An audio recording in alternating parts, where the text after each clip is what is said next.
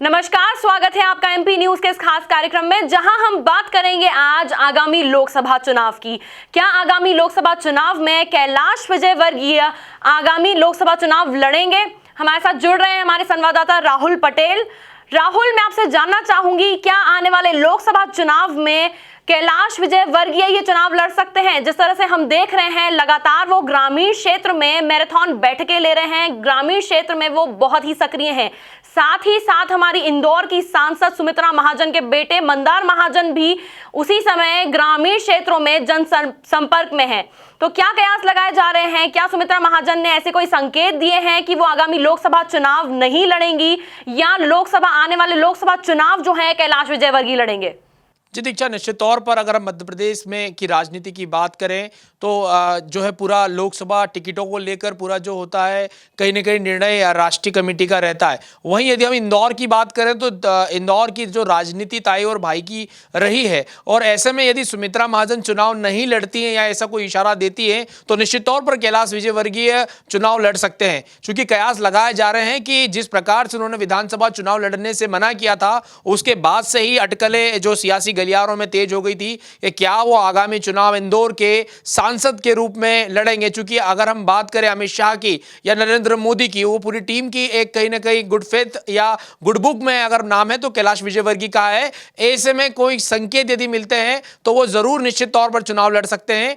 यदि हम अभी वर्तमान परिप्रेक्ष्य की बात करें तो बिल्कुल आपने दीक्षा सही कहा है, कैलाश विजयवर्गीय लगातार ग्रामीणों में जनसंपर्क कर रहे हैं। और 2019 का जो है बिगुल मध्य प्रदेश में भारतीय जनता पार्टी की ओर से बच चुका है और उसकी शुरुआत इंदौर से हो चुकी है। जी हां, इंदौर में यदि हम बात करें तो कैलाश विजयवर्गीय अपनी पूरी टीम के साथ में जगह जगह मैराथन बैठकें ले रहे हैं। वहीं अभी वर्तमान की बात करें, करंट की बात करें तो इंदौर के जो ग्रामीण क्षेत्र है, जहां पर भारतीय जनता पार्टी को पिछले चुनाव में यानी विधानसभा में मुंह की खाना पड़ी या कहीं ना कहीं उन्हें हार का सामना करना पड़ा, ऐसे गांवों में लगातार कैलाश विजयवर्गीय जनसंपर्क में है। यही वर्तमान की बात करें तो हातोद, सांवेर, महू और राव, ये वो चार क्षेत्र हैं जिनमें अभी बैठकें हो रही है। यानी लगातार कैलाश विजयवर्गीय की सक्रियता देखते हुए ये कयास लगाए जा रहे हैं कि क्या उन्हें ग्रीन सिग्नल ऊपर से मिल चुका है चुनाव लड़ने का। वहीं दूसरी ओर हम बात करें तो सुमित्रा महाजन जो वर्तमान सांसद हैं और लोकसभा स्पीकर है, उनके बेटे मिलिंद महाजन और मंदार महाजन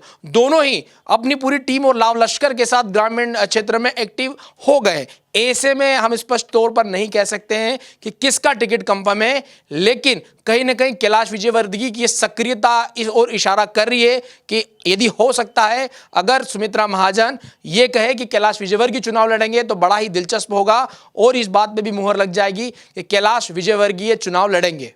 बिल्कुल राहुल, मैं सहमत हूं आपकी इस बात से, क्योंकि जिस तरह से जानकारी आ रही है कि एमपी की 29 सीटों को लेकर भी कैलाश विजयवर्गीय सक्रिय हो गए हैं, उस पर फोकस करना शुरू कर दिया है उन्होंने। जमीनी स्तर पर अपने कार्यकर्ताओं के साथ वो बैठकें ले रहे हैं।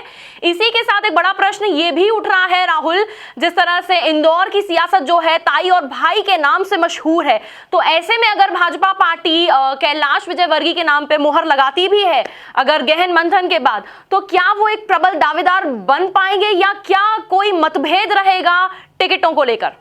जी बिल्कुल दीक्षा, अगर हम 2019 का इलेक्शन कहें तो भारतीय जनता पार्टी के लिए बड़ी प्रतिष्ठा का विषय है और नरेंद्र मोदी और अमित शाह की जो जोड़ी है वो लगातार सिंगल सीटों पर मंथन कर रही है। ऐसे में यदि मंथन होता भी है, यदि कैलाश विजयवर्गीय के नाम पर मुहर लगती है तो स्पष्ट तौर पर ये संघ और संगठन निर्धारित करेगा किस प्रकार वो ताई यानी सुमित्रा महाजन को मनाते हैं इस सीट को लेकर। चूंकि यदि हम बात करें इंदौर की राजनीति की, अगर स्पेशली अगर हम सांसद की बात करें तो सुमित्रा महाजन के इर्द गिर्द ही पिछले 3-4 दशकों से घूमती आ रही है। वो 8 बार से सांसद रही हैं और जिस प्रकार से उनका पूरा कार्यकाल रहा है वो कहीं न कहीं कंट्रोवर्शियल नहीं रहा है। तो ऐसे में उनकी प्रबल दावेदारी है, लेकिन जिस प्रकार का स्टाइल अमित शाह का और नरेंद्र मोदी का रहा है, ऐसे में यदि कैलाश विजयवर्गीय के नाम पर मुहर लगती है तो कहीं न कहीं एक नए सियासी समीकरण को पूरी तरह से जन्म दिया जा चुका होगा। और कैलाश विजयवर्गीय जिस प्रकार से सक्रिय नजर आ रहे हैं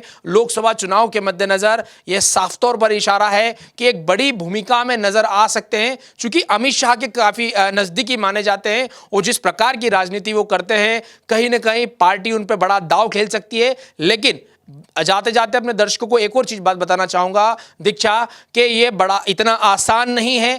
चूंकि सुमित्रा महाजन भी एक कद्दावर नेत्री मानी जाती है और लगातार यदि इंदौर की बात करें तो इंदौर की राजनीति में हमेशा उनकी दखल अंदाजी रही है। ऐसे में कहना बड़ा ही जल्दबाजी होगा कि क्या इसका निर्णय होगा। लेकिन एक बात तो तय है, कुछ न कुछ ग्रीन सिग्नल, या यूं कहें कि कोई न कोई ग्रीन सिग्नल कैलाश विजयवर्गीय को मिला है। उसी के चलते वो ग्रामीणों में जाकर बैठकें ले रहे हैं और मैराथन बैठकों को अंजाम दे रहे हैं। अब ये तो आने वाला कल ही बताएगा किसको टिकट मिलेगा। लेकिन भारतीय जनता पार्टी 2019 के इलेक्शन को लेकर कमर कस चुकी है। उनके जितने भी तमाम योद्धा और बड़े नेता हैं वो जमीनी स्तर पर ग्रामीणों के बीच में जाकर जनसंपर्क में जुट गए हैं। बिल्कुल राहुल, बहरहाल ये तो देखना बहुत ही दिलचस्प होगा। जिस तरह से हम देख रहे हैं कैलाश विजयवर्गीय लगातार मीडिया से संपर्क में है, जिस तरह से वो कांग्रेस नेताओं पर तंज कस रहे हैं और जिस तरह से अपनी तैयारी कर ली है उन्होंने, उस तरह से देखना बहुत ही दिलचस्प रहेगा कि आगामी लोकसभा चुनाव में टिकट का दावेदार कौन बनता है और क्या रहती है भाजपा पार्टी की लोकसभा चुनाव को लेकर रणनीति। ताजा तरीन खबरों के लिए बने रहिए आप एमपी न्यूज के साथ। मुझे दीजिए इजाजत, धन्यवाद।